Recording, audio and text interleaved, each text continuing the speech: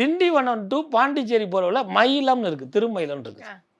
இந்த ஆலயத்துக்கு இன்றைக்கும் போனீங்கன்னா கோயில் ஃபுல்லாக சேவல். பலி கொடுப்பது அல்ல, சேவலை வாங்கிட்டு போய் தன் குழந்தை மாதிரி கூடையில் வச்சு இடுப்பில் வச்சு மக்கள் தூக்கிட்டு போவாங்க. ஏன்னா முருகனுக்கு கொடுக்கக்கூடியதில் ரத்தம் இது துள்ளும், சைக்கிளில் தொங்க விட்டு போட, ஸ்கூட்டரில் தொங்க விட்டால் காயம் பற்றும், அந்த முருகனுடைய அம்சமாக இருக்கிறவனுக்கு ரத்தமாக இருக்கக்கூடாதுன்னு சொல்லி இந்த சேவல் கோயில் ஃபுல்லாக சேவல் எறியக்கூடிய அற்புதமான நிகழ்வு நடத்தக்கூடிய அற்புதமான ஆலயம் மயிலம் முருகன் கோயில்.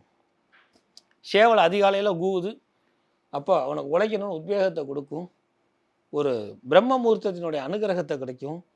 சேவல் கொடியோனே அப்படின்னு வேல் வச்சிருக்கிறான்னா சேவல் கொடி இருக்கும். நீங்கள் இன்றைக்கி ராஜாதி அலங்கம் பார்த்தீங்கன்னா சேவல் கொடி வச்சுருக்கக்கூடியது.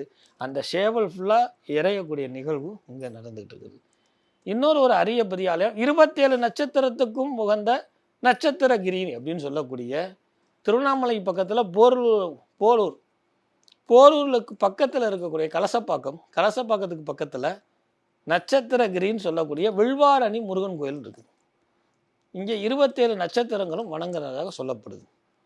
அப்போ எந்த நட்சத்திரம் எப்படி இருந்தாலும் சரி, நான் நட்சத்திரமாக வாழ்க்கையில் ஜெயிக்கணும் சார், அது சினிமாவில் மட்டும் இல்லை, வாழ்க்கையிலையும் நட்சத்திரகிரி முருகனை பார்த்தா ஜெயிச்சிடலாம். இதுவும் வெளி உலகத்துக்கு இப்போ தான் கொஞ்சம் கொஞ்சமாக தெரியக்கூடிய அரிய பெரிய ஆலயங்கள். இப்படி நிறைய விஷயங்கள். நான் சொன்னது ஒரு சிறு தொகுதி தான். ஏன்னா கடுமையான அவசர உலகத்தில் இந்த தாழ்வு மனப்பான்மை வரக்கூடாது.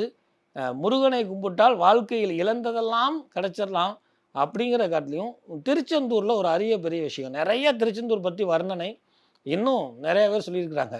என்னுடைய வேலை அந்த கந்த கடவுள் மூலியமாக நான் அனுபவிச்சதை உங்ககிட்ட சொல்லிக்கிட்டே இருக்கிறேன். பன்னீர் இலை உபதி இங்கே கொடுக்குறாங்க. சமீப காலமாக தான் அது எல்லாத்துக்கும் தெரியும்.